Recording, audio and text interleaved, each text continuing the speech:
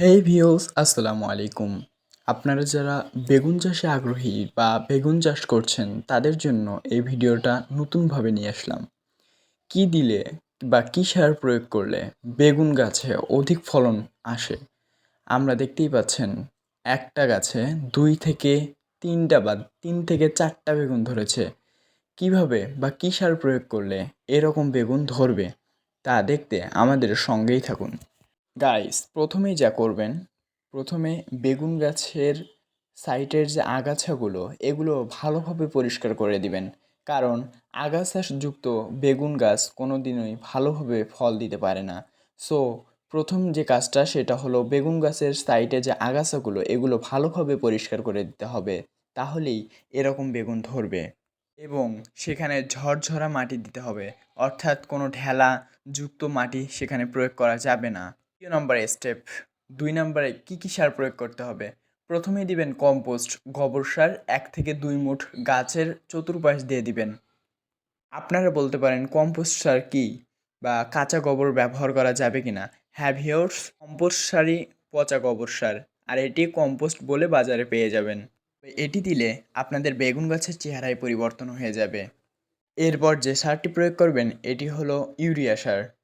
প্রতি আ আপনাদের বেগুন গাছে ২০ গ্রাম হলেই চলবে।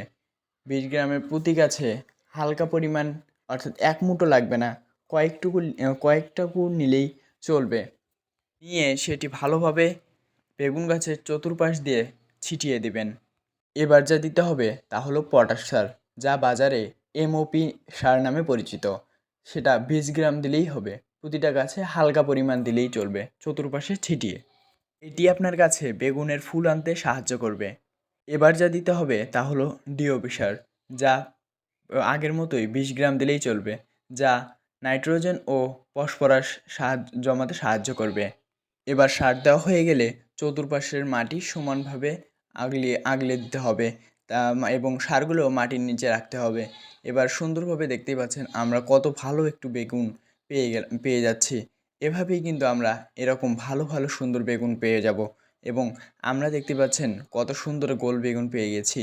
প্রতিটা গাছেই কিন্তু এরকম ২ থেকে ৩টা বেগুন হবে, ধরবে আপনার গাছে, প্রতিটা গাছেই।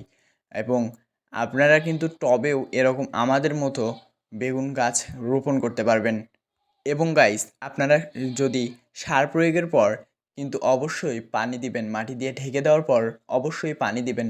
এবং প্রতিদিন সকালে বেগুন গাছ কিন্তু বেশি পানি প্রয়োগ করতে পারে না। সো প্রতিদিন একবার দিলেই চলবে, সকালে না হয় বিকেলে, ২টার মধ্যে একবার দিলেই চলবে। তো গাইস আজকের মতো এখানেই শেষ করছি। পরের ভিডিওতে আবারও কিছু নিয়ে আসবো।